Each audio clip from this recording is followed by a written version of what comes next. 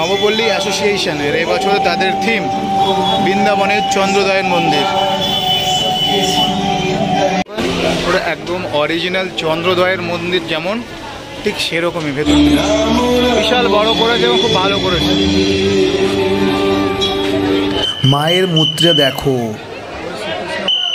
আমরা আছি নবপল্লী অ্যাসোসিয়েশন, এবছর তাদের থিম হচ্ছে চন্দ্রোদয় মন্দির। বিশাল বড় করেছে এবং খুব ভালো করেছে।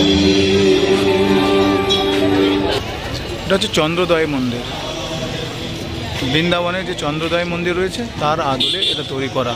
এটা হচ্ছে নবপল্লী অ্যাসোসিয়েশন ক্লাব।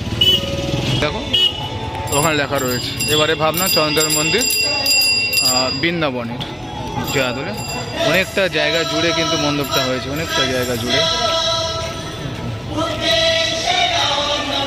ঢুকতে দিচ্ছিল না, এখন ঢোকার পারমিশন দিয়েছে। দেখো সবাই যাচ্ছে ভেতরটায়।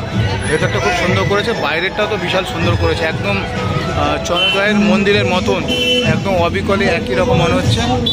ঢুকতে দিচ্ছিল না, এখন কিন্তু ঢুকতে দিয়েছে, সবাই ভেতরে যাচ্ছে, আমিও যাব। মন্দিরটা দেখো পুরো হোয়াইট কালারে, পুরো সাদা রয়েছে হোয়াইট কালারে, সত্যি অনেক সুন্দর করেছে, মনে হচ্ছে পুরো অরিজিনাল মনে হচ্ছে। ভেতরটা একটু পরে যাবো কারণ অনেকটা ভিড় হয়ে গেছে ভেতরটাতে। ভেতরের অংশ এটা, ভেতরের কাজটা দেখো কি দারুণ করেছে। এর উপরে এই অংশটা রয়েছে এখানে।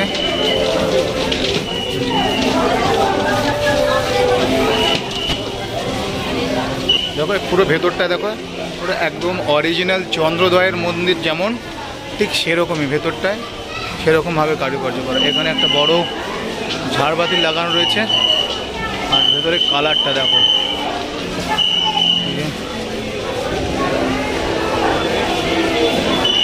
ঘুরিয়ে ঘুরিয়ে দেখা একদম বৃন্দাবনের চন্দ্রোদয়ের মন্দির। বৃন্দাবন মানেই শ্রীকৃষ্ণ, তাই দেওয়ালের গায়ে দেখো শ্রীকৃষ্ণের মূর্তি, আইডল, এই ছবিগুলো আঁকা রয়েছে।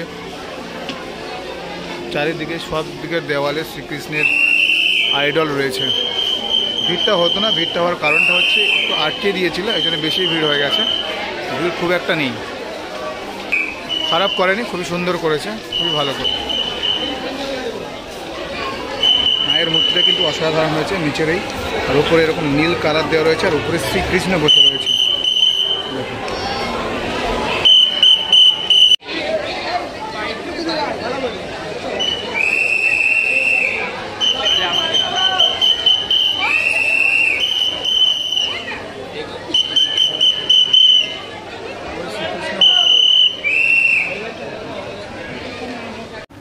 কি করে যাবেন, বারাসাতে যে কলোনি মোড় আছে, কলোনি মোড় থেকে ঠিক সামনেই এই নবপল্লী অ্যাসোসিয়েশনের এই বছরের পুজো মণ্ডপ।